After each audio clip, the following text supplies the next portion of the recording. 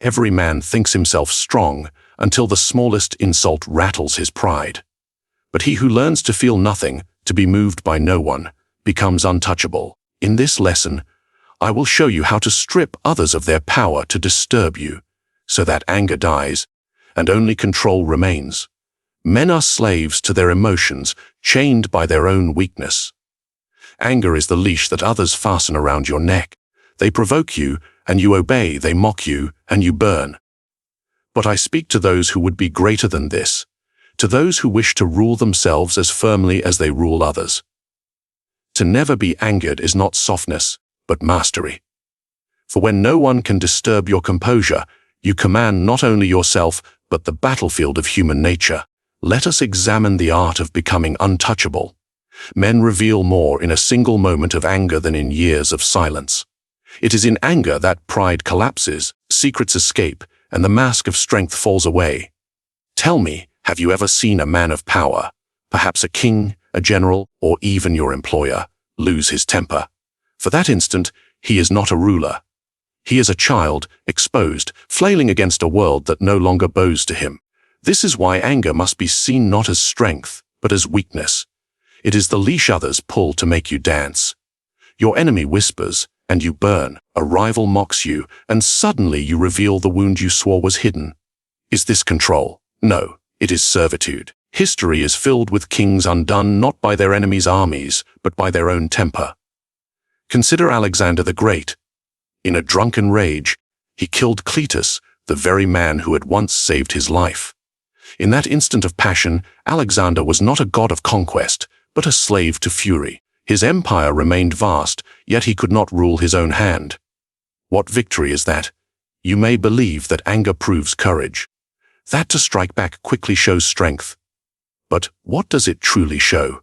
That another man's words or gestures have power over your mind, that your calm depends on his restraint. And when that is true, you are not free, you are owned. Psychologists in our age speak of emotional triggers. They tell you that anger is natural, that it must be expressed. But think if your enemies can trigger you, they already control you. What is natural is not always wise. The wolf follows instinct, the sheep follows fear, but the ruler chooses. He decides when, how, and if he shall respond. That is power. Have you noticed how manipulators work? The cunning do not strike with fists, they strike with words. They prod your pride, expose your vanity, watch your face redden, and then, while you rage, they remain calm. The calm man observes, the angry man exposes himself. Every insult you answer with fire is a confession of weakness. You tell the world, here is where I bleed. Think of the court of the Medici. The wise did not shout when insulted. They smiled, they listened, and they remembered.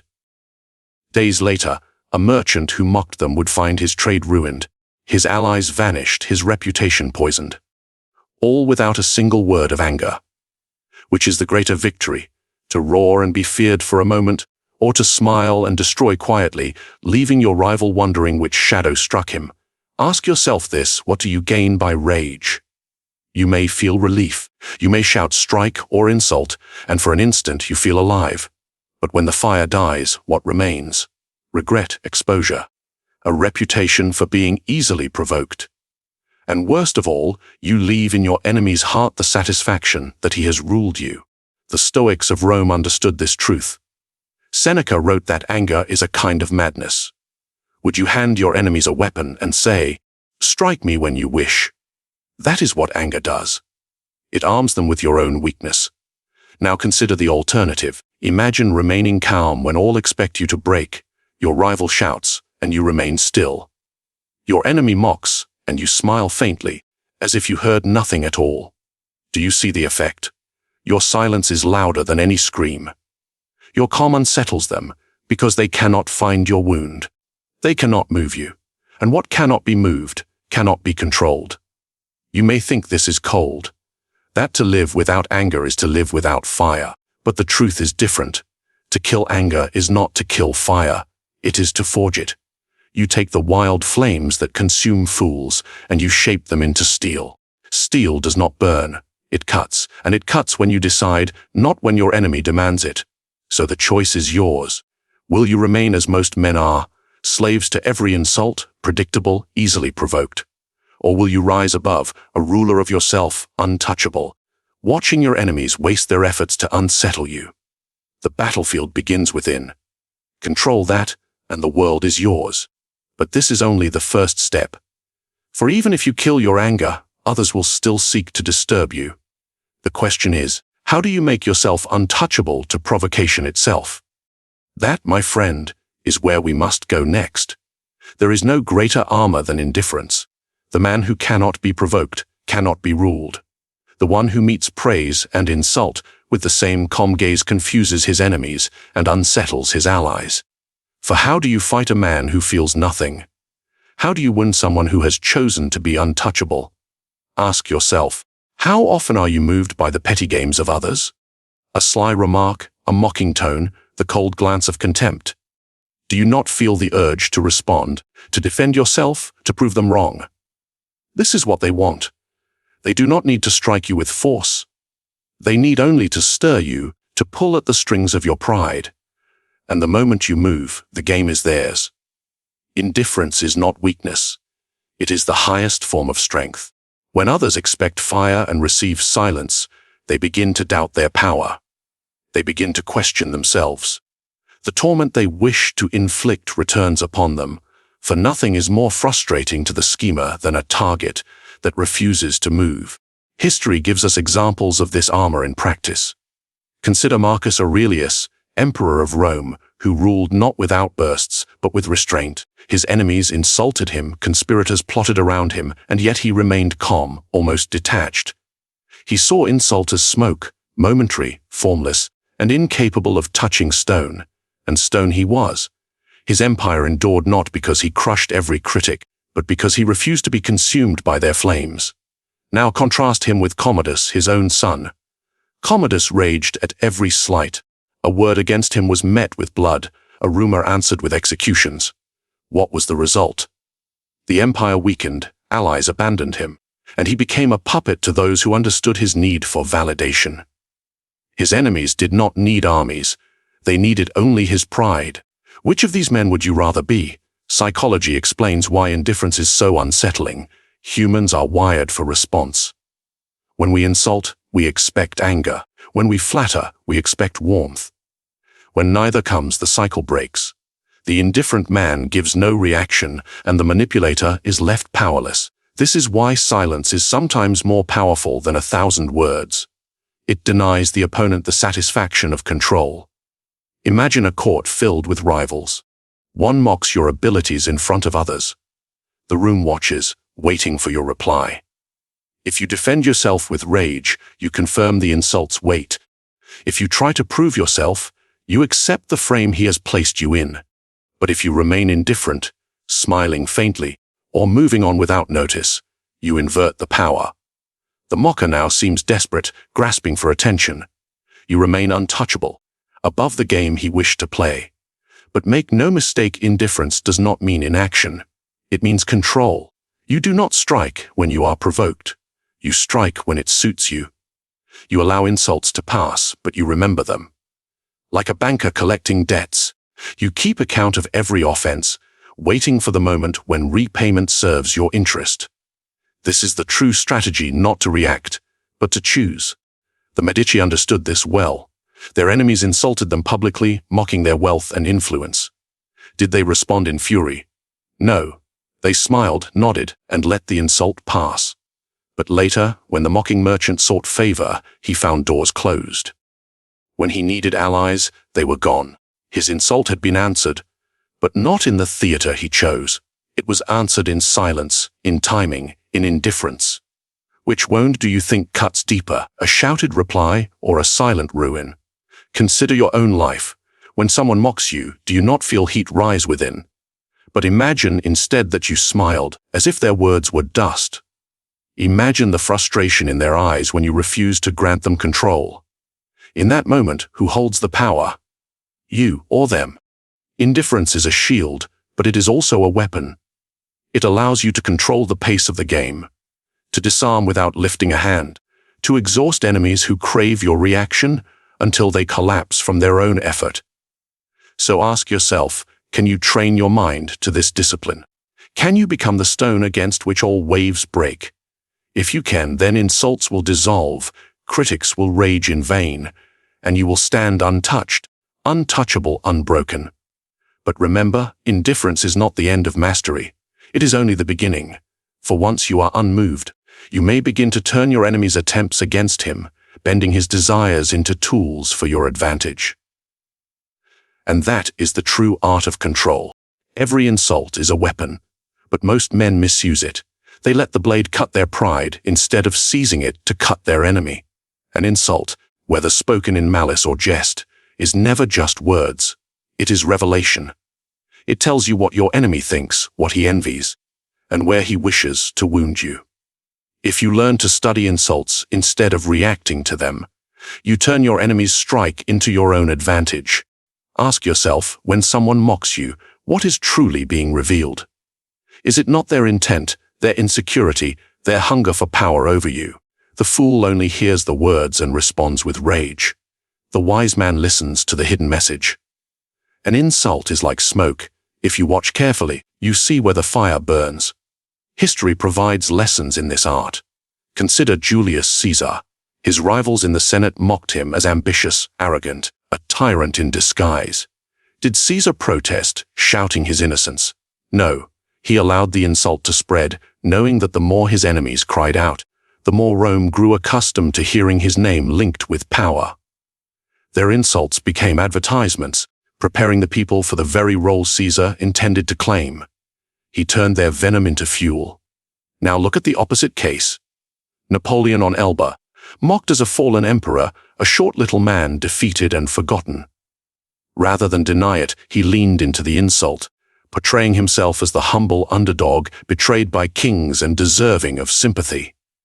By the time he returned to France, the people no longer saw him as a tyrant, but as a wronged hero. He turned ridicule into loyalty.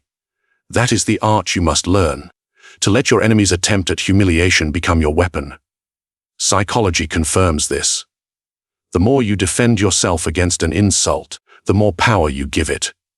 The more you ignore it, or better yet, redirect it, the weaker it becomes. When someone calls you cruel, you can smile and say, "Cruel perhaps, but effective." When they say you are ambitious, you can answer, "Yes." Ambition is the fire of progress. Notice what happens here. The insult is not denied. It is claimed, twisted, sharpened into a spear of your own making. This is why those who control narratives always win. Think of modern politics. A candidate labeled ruthless embraces the term, saying, "Better ruthless than weak." A leader called manipulative replies, "I guide people because they cannot guide themselves." What began as an attack becomes a crown. The insult once wielded against you now serves you, but there is a deeper level. An insult tells you where your enemy feels strong enough to strike. If he mocks your lack of wealth, it means he values money. If he ridicules your appearance, it means he believes charm or beauty is power. By insulting you, he reveals his priorities, his worldview, and most importantly, his weakness. For the man who worships wealth can be ruined by its loss. The man who worships beauty can be destroyed by ridicule of his own flaws. Every insult is a confession in disguise. So how do you use this? First, you listen.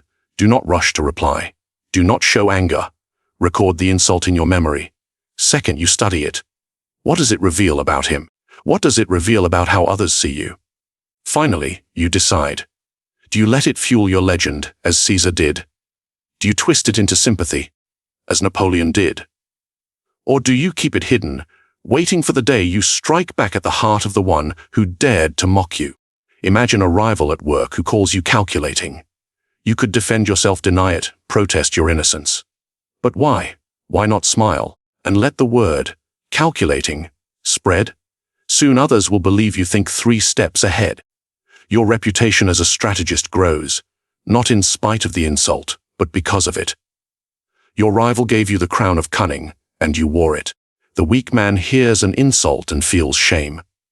The strong man hears the same words and feels opportunity. This is the true difference between ruled and ruler. Do you let words cut you, or do you sharpen them into your blade? Never forget your enemy hands you weapons every time he speaks. Most men are too foolish to see it. They waste their energy in anger, and in doing so, they give their rivals the victory. But you will be different. You will not be wounded. You will not even be insulted. You will take every attack, every mockery, and forge them into tools. And when the time is right, you will use those tools to crush the very hand that offered them. But there is still a higher mastery. For while insults can be turned into weapons, there exists an even deadlier skill, the art of concealing your own emotions so completely that no one ever finds a wound to strike. And that, my friend, is where we turn next. The greatest power is not in striking, but in concealing. A man who hides his emotions denies his enemies their weapons. For what can be used against you if nothing is seen? What leverage exists if no reaction is given? Emotional invisibility is the art of becoming unreadable, of turning your face, your tone, your soul into a mask that no rival can penetrate. Ask yourself this: how often do you betray yourself? When anger burns, does your voice rise? When envy creeps in, do your eyes betray it? When fear grips you, does your silence reveal more than words ever could? Every flicker of emotion is a signal, and every signal is an opportunity for exploitation. Do you think spies and manipulators watch for grand speeches? No, they watch for the twitch of your hand, the break in your breath, the glance that lingers too long. Consider the Borgias, masters of intrigue in Renaissance Italy. They did not win power through armies alone, but through unreadable masks. When Cesare Borgia smiled, no man knew whether it meant affection or death. His silence terrified more than his threats. And why? Because no one could read his intent. When you cannot be read, you cannot be controlled. Psychology confirms what rulers have always known: people crave predictability. We seek signs, expressions, tones, emotions that tell us how others feel and what they might do next. When you provide these signs, you give away power. When you hide them, you starve others of certainty. And uncertainty is terror. Think of interrogation rooms. The guilty suspect often condemns himself not with confession, but with the nervous glance, the restless hands, the cracking voice. The skilled criminal who remains calm, expressionless, unreadable, he forces his interrogators to invent stories, to guess, to falter. Silence becomes his fortress. This same principle applies to all life, not just to crime. In business, in politics, in love, those who reveal less control more. But emotional invisibility is not mere suppression. It is a calculated performance. You must appear calm not because you feel nothing, but because you choose what to reveal. There is power in silence. There is greater power in selective revelation. To show joy at victory is to waste it. To show anger at insult is to hand away your weakness. But to show a faint smile at the right moment, just enough to unsettle, this is mastery. Let us return to history. Queen Elizabeth I of England was often surrounded by ambitious men seeking to bend her through flattery or pressure. Yet her face betrayed nothing. Courtiers begged for answers, rivals searched for signs, but her gaze remained steady. She would let silence drag until her enemies drowned in their own impatience. In that silence, she ruled them. She did not reveal. She made them reveal themselves. Ask yourself, how often do you give your enemies clues? Do you rush to explain when accused? Do you laugh nervously to fill silence? Do you reveal your position simply by reacting too quickly? Every word you spill, every expression you allow, is a gift to those who wish to control you. What if you learn to give nothing? There is a simple truth: when your emotions are visible, you are predictable, and what is predictable can be controlled. But the invisible man, the man whose mind cannot be read, becomes an enigma. He is feared because he is unknown. He is respected because others cannot grasp where he stands. They hesitate to strike, for they do not know where he might strike back. So train yourself. Let insults pass without reaction. Let praise wash over you without vanity. Speak less, listen more. When your face is unreadable, others grow uneasy. They will reveal more in their desperation to read you. And in their eagerness, they expose themselves. This is the paradox: by concealing yourself, you uncover others. Imagine two negotiators at a table. One sweats, frowns, and interrupts. His weakness bleeds into the room. The other sits calm, his expression blank, his words rare. Who controls the exchange? The one who reveals nothing, who lets silence draw out the truth. For silence itself becomes a weapon. Emotional invisibility is not about denying that you feel. It is about refusing to be a slave to what you feel. It is about deciding when and how to let your mask slip, always in your favor, never in your enemies. Those who can read nothing in you will fear everything in you. And fear, as you know, is power. But there is yet another layer, for even if you hide your emotions, you must master the art of timing, knowing not only what to conceal, but when to act. And that, my friend, is where we must go next. Impatience is the hunger of the weak. The powerful man waits. He knows that time itself can be sharper than any sword, deadlier than any army. To react instantly, without thought, is to reveal yourself. To delay, to measure, to strike only when the conditions are perfect. That is the essence of strategic patience. Ask yourself, when you are insulted, why do you rush to respond? Why do you feel the need to correct, to defend, to strike back immediately? It is because pride whispers in your ear that silence is weakness. Silence is not weakness. It is the preparation of power. Think of the hunter. Does he rush at the stag the moment he sees it? No, he crouches, waits, and lets the animal move into his range. One arrow at the right moment is worth 100 fired in haste. So it is with power. You must wait until your enemy has revealed himself fully, until his defenses are lowered, until his own impatience drives him into error. Then you strike, and when you do, the world calls it destiny, though in truth, it is patience. History is filled with men who failed because they could not wait. Consider King Charles of France, who hurried into wars without preparation, exhausting his armies and draining his wealth. His enemies did not need to outfight him. They simply outweighted him. His impatience destroyed what his armies could not defend. Now compare him to Octavian, who later became Augustus. His rivals mocked him as cautious, even cowardly. While Mark Antony sought glory through reckless action, Octavian measured every move. He waited, gathered allies, struck only when fortune favored him. And when the dust settled, Antony was dead, and Octavian ruled the world. What seemed weakness was strategy. What seemed hesitation was victory disguised. Psychology explains why this works. People cannot bear uncertainty. They provoke you not simply to wound, but to force a reaction.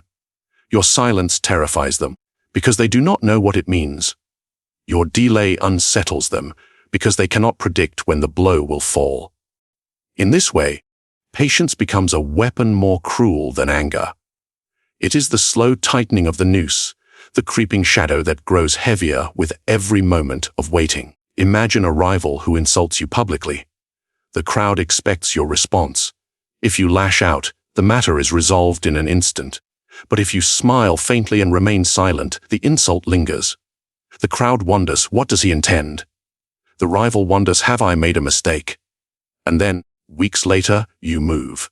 A word to the right ally, a rumor whispered at the right time, a decision made at the perfect moment. Your rival finds his reputation ruined, his allies gone, his position weakened.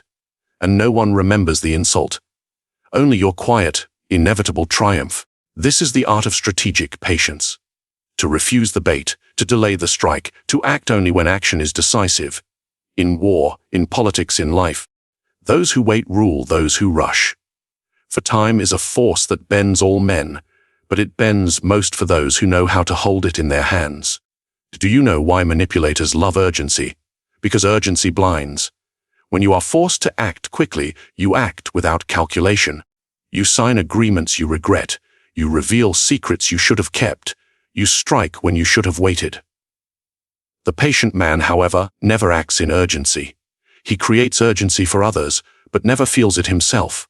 He imposes silence, and in that silence, he makes others move first. Think of chess. The impatient player lunges at every opening, sacrificing his pieces for quick attacks.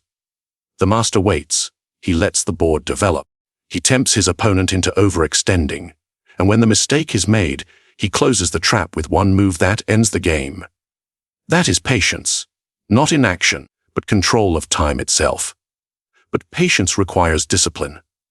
Can you hold back your words when your pride demands them? Can you let others celebrate while you remain still, waiting for their arrogance to betray them? Can you endure mockery without reply, knowing that laughter dies faster than strategy? If you can, then you have mastered more than silence. You have mastered yourself. Remember this: anger burns fast and dies. Impatience strikes hard but leaves you exposed. But patience, it is the slow blade, invisible until it pierces the heart, and by the time your enemy feels it, the game is already over. So I ask you, will you let time rule you, or will you rule time? For the one who masters patience controls not only the present, but the future. But patience alone is not enough. For when the moment comes, when the mask of silence must finally drop, the manner in which you deliver your blow matters. And sometimes, the deadliest blow is not with silence or patience, but with mockery itself. And that, my friend, is what we shall explore next. There are many ways to wound a man. A sword cuts flesh, poison weakens the body. But mockery corrodes the soul. It is the art of turning your enemy's seriousness into laughter, and in doing so, you strip him of dignity. For men can endure pain, but ridicule they cannot bear. Ask yourself, why does mockery sting more than insult? Because insult is direct. It can be countered with pride, with defiance. But mockery turns the proud man into a clown before others. It exposes him not as a rival, but as a joke. And once men laugh at him, he is no longer feared. What use is a leader who cannot command respect? What use is a rival who inspires only amusement? History has shown us how devastating this weapon can be.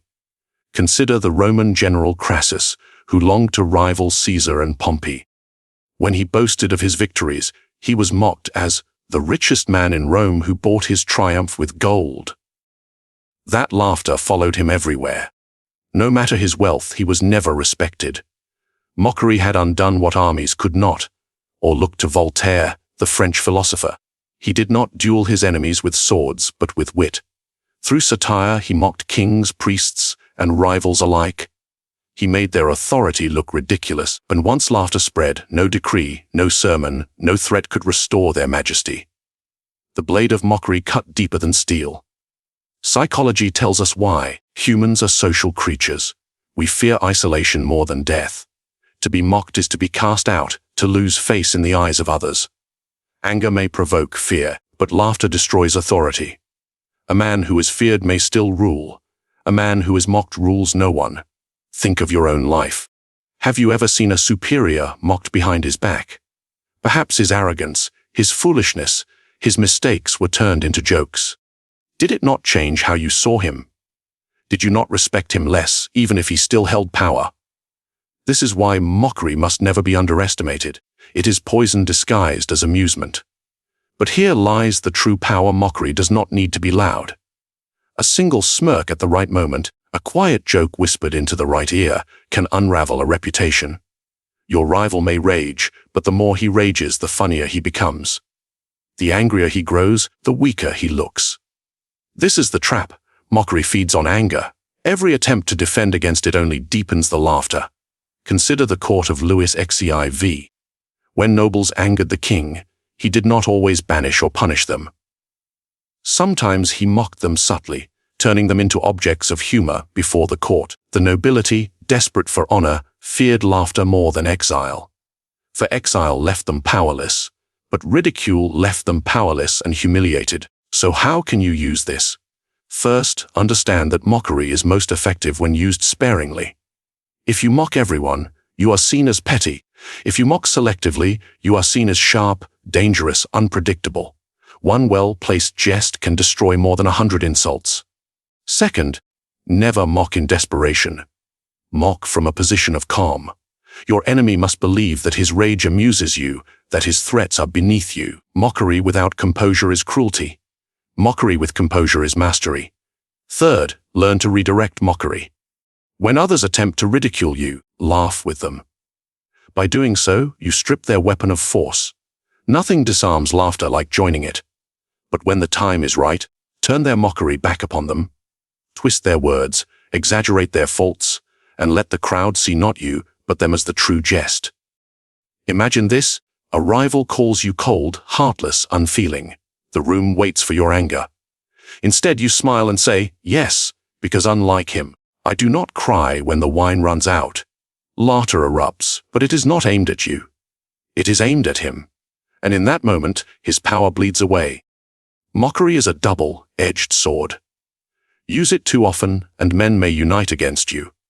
Wield it wisely, and they will fear becoming its target. Fear of laughter is as strong as fear of death, and it is a fear you can command.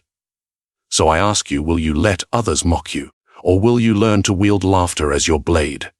For when you master mockery, you master perception itself. And when perception is yours, men obey not because they must, but because they dare not become the next joke. But laughter is not the final weapon. There is something greater. Vanity rules men more than hunger, more than lust, more than fear. Strip away their polished words, and you will see it: the desperate desire to be seen, admired, remembered. Even kings, draped in crowns and glory, are nothing but children begging the world to say, "Look at me." Do you doubt it? Then recall Alexander the Great. He conquered the known world before 30. Yet why did he weep when no more lands remained? Because conquest alone did not satisfy him. He wept for legacy, for memory, for the whispers of men centuries after his bones turned to dust. Conquest was not enough. It was his vanity that ruled him. But here is the secret: vanity is both the leash and the chain. Most men live their lives enslaved to it, dancing for applause, begging for recognition, fearing obscurity. A wise man sees this vanity for what it is: a weakness to exploit in others, and a temptation to sever in himself. Have you noticed how easily people can be controlled when their vanity is stroked? Tell a man that he is brilliant, and he will open his purse. Tell a woman that she is unique, and she will give you her loyalty. Flatter the soldier, and he will fight harder. Flatter the priest, and he will bless your crimes. The world bends to those who understand vanity. Psychology proves what history has always known. The human brain is wired for recognition. Social approval triggers pleasure greater than gold, greater than food. That is why people will risk everything: money, reputation, even their lives, for the fleeting illusion of admiration. They would rather be praised than safe. They would rather be remembered for failure than forgotten in silence. But here is where the few rise above the many. For if vanity is the master of men, then freedom begins when you are no longer its servant. Ask yourself how much of what you do is to be admired. The clothes you wear, the words you speak, the victories you pursue. Are they truly for you, or for the eyes of others? To transcend vanity is not to despise admiration, but to become indifferent to it. It is to act from strategy, not from the hunger of being seen. Imagine the freedom of no longer caring for praise, of no longer fearing ridicule. Imagine the power of being unmoved by applause or by scorn. Would such a man not stand above all others? Would he not be untouchable? Consider the Stoics of Rome. Seneca wrote of glory as a shackle of the soul, warning that men waste their lives trying to carve their names into stone. Marcus Aurelius, Emperor of Rome, reminded himself daily, "All is vanity. The applause of tomorrow will be forgotten by the worms of the grave." This was no weakness. It was their strength. For by stripping away the hunger for recognition, they ruled themselves before ruling others. Yet most men cannot do this. They are chained to their vanity. This is why emperors held games, why princes staged ceremonies, why rulers paraded in jewels and robes. They understood. People crave spectacle more than substance. Give them a mirror to their vanity, and they will never notice your chains tightening around them. So here lies the paradox. To rule others, you must understand vanity. To rule yourself, you must transcend it. Do you see the divide? If you remain its slave, you are like the crowd, forever chasing approval, forever manipulated. But if you break the chain, you rise above the herd. You see them for what they are, actors in a play, desperate for applause. And while they bow to vanity, they will bow to you. But beware, vanity is seductive. Even the strongest fall prey. Caesar himself, master of Rome, was undone not by enemies, but by his thirst for recognition. He allowed the Senate to crown him with titles, to call him godlike. It flattered him, and in that flattery, he forgot caution. The daggers of the Ides of March were sharpened not against his body, but against his vanity. So I ask you, will you be Caesar, slain by your hunger for glory? Or will you be the one who steps beyond vanity, using it as a tool to command others, while remaining free yourself? This is the highest form of power, when you no longer beg for applause, yet applause follows you, when you no longer chase recognition, yet recognition is inevitable. The man who transcends vanity cannot be controlled, for nothing in the world can seduce him. But to reach this level, you must first learn to master not just vanity, but desire itself. And desire, raw, untamed, insatiable, is a far more dangerous master. That is where we turn next. Power does not lie in strength. It lies in perception. To control others, you need not chains, nor threats, nor open force. You need only their ignorance of your hand upon the strings. When they believe they act freely, while every step serves your design, you have achieved true mastery. This is the highest art, not to command openly, but to guide invisibly. Do you see? Control is most absolute when it is least suspected. So reflect, are you the one being moved? Or are you the one moving others without their knowing? The answer will determine whether you are prey or predator. Now I turn to you. Speak in the comments, share your thoughts, your questions, your own struggles with power and control. Subscribe if you would learn more of these strategies, tools to rule yourself and to rule others, and share this with those you wish to awaken, or those you wish to test. The choice is yours, but remember, in silence, you remain controlled. In knowledge, you begin to control.